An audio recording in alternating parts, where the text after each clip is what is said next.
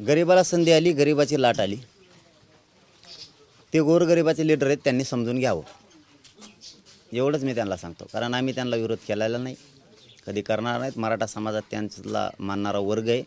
त्यांनी हे लक्षात ठेवावं की गोरगरीब त्यांना मानतात.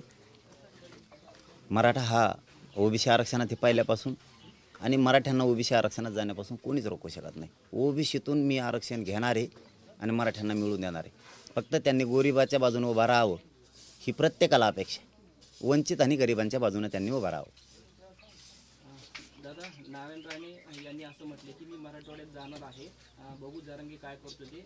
देवेंद्र एकटा नाही तर आम्ही सर्व आहोत, असं नारायण राणे म्हणाले. देवेंद्रचा आणि त्यांचा काय संबंध? आणि आम्ही त्यांना आदरानं दादा म्हणतो. आम्ही त्यांना आणखीन तोंड टाकून बोललेलं नाही. आणि मी निलेश साहेबाला विशेष करून सांगतो, समजून सांगा सगळ्यांना, मी त्यांना बोललेलो नाही आहे. मी बोलायला लागलो तर मी मागं सरकणार नाही मग. हो, कारण मी म्हणलो का त्यांना मराठवाड्यात येऊ नका? मी म्हणलो का कोणत्या नेत्याला? माझा मराठा समाज म्हणला का येऊ नका? काय करतो ते बघू. म्हणजे का धमक्या द्यायला लागले का तुम्ही मला? उगाच काय माया नादाला लागू नका. मी सरळ सांगतो, माया नादाला लागू नका. तुम्ही तिकडं कोणाच्या नादाला लागा, माया नादाला लागून तुमचा पचका करून घेऊ नका तुम्ही. म्हणजे क्लिअर सांगतोय मी. निलेश साहेबाला विशेष करून पुन्हा सांगतो की तुम्ही त्यांना समजून सांगा की मी त्यांना बोललेलो नाही, बोलत नाही. तुम्ही विनाकारण मला डोचू नका त्या देवेंद्र फडणवीससाठी.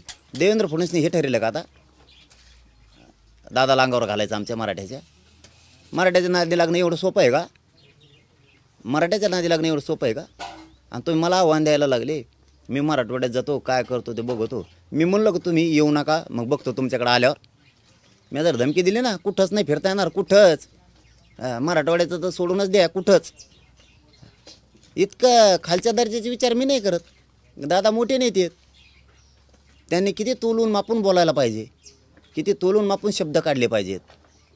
आपण एक दिवस समाजाचं काम केलेलं आहे त्यांनी 16% आरक्षणासाठी. याचंही बी त्यांनी लक्षात ठेवलं पाहिजे का ते देवेंद्र फडणवीस ऐकून काही बी देवेंद्र फडणवीस एकटा नाही. आणि त्या संग काय 1,500 लोक आले तर ते काय करणार आहेत? आमचं काय करणार ते? देवेंद्र फडणवीस या धमक्या द्यायला लावल्या का आता? देवेंद्र फडणवीस एकटा नाही, आम्ही सगळे सोबत आहेत तुमच्या. तुम्ही काय सोबत आहेत सगळे? काय करणार आहेत तुम्ही? मराठी एकदा नादाला लागले ना, तुम्ही काहीच करू शकत नाहीत. देवेंद्र फडणवीस म्हणला उगाच नीट राह, नको मराठ्याच्या अंगावर घालून नीट राह, येडवून करू नको लई. तुला वाटत असेल ही मराठ्यांची फौज गोळा केल्यावर काय होईल? सुपडा साप होईल, सुपडा साप राज्यात. हे असे जर मराठी अंगावर घातले ना, तुम्हाला आणखीन सांगतो फडणवीस साहेब, ती एकच सीट नाही येऊन द्यायची तुमची, एक बी राज्यात. तुम्ही लय भानावर येऊन काम करा थोडं. लय मस्तीचं सत्याचा गैरवापर नका करू फडणवीस साहेब. तुम्ही मराठ्याच्या अंगावर घालू नका. त्यांना म्हणलोच नाही तर मी महाराष्ट्र येऊन. बळच कशामुळं मला धमक्या देता तुम्ही? बळच. मराठ्याच्या नादी लागू नका. दादा, मराठा समाजाला जर राग काढायचा असेल त्यांनी शरद पवारांवर काढावं. 40 वर्ष त्यांनी आरक्षण दिलं नाही, उद्धव ठाकरेंच्या काळात आरक्षण दिलंय असं राम कदम यांनी म्हटलं. दहीहंडी डांगच्याक देऊ इतके झोपलं होतं का आता बोलायला? हे देवेंद्र फडणवीसला काय करावं काही कळणार. देवेंद्र फडणवीस संपितो महाराष्ट्राला सगळा पक्ष. हे नवीन 2 चेहरे तयार केले वाटतं. त्या 2 मावश्या मागं सरकारल्यात वाटतं पाहिले. आता हे नवीन आणलेत वाटतं पिल्ले. आताही बघू देवेंद्र फडणवीसला जितकं करायचं तितकं करू द्या. पण मला एक लक्षात आलं, हे पुरे संपले आता. यांच्या लक्षात आलं म्हणून हे काय कुंकडं बरळायला लागले ते आता. यांना 100% लक्षात आलं, ह्या पोरांनी गेमच केला आपला, सत्ताधाऱ्याचा बी विरोधकाचा बी. यांच्या लक्षात आलं, त्यामुळे ते बाव चोळून गेलेत. त्यांना काहीच सुचत नाही काय करावं ते. त्यामुळे मी ठरवलं आता यांना किंमतच नाही. चिल्लर चाळीस करायला ते लोक एवढे मोठाले असून चिल्लर भाषा. यांना उद्यापासून उत्तरच नाही द्यायचं आता. त्याने तिकडून किती मीडियात बोलले तरी इकडून उत्तरच नाही द्यायचं त्यांना. कवरं भोकून द्यायचं त्यांना आता.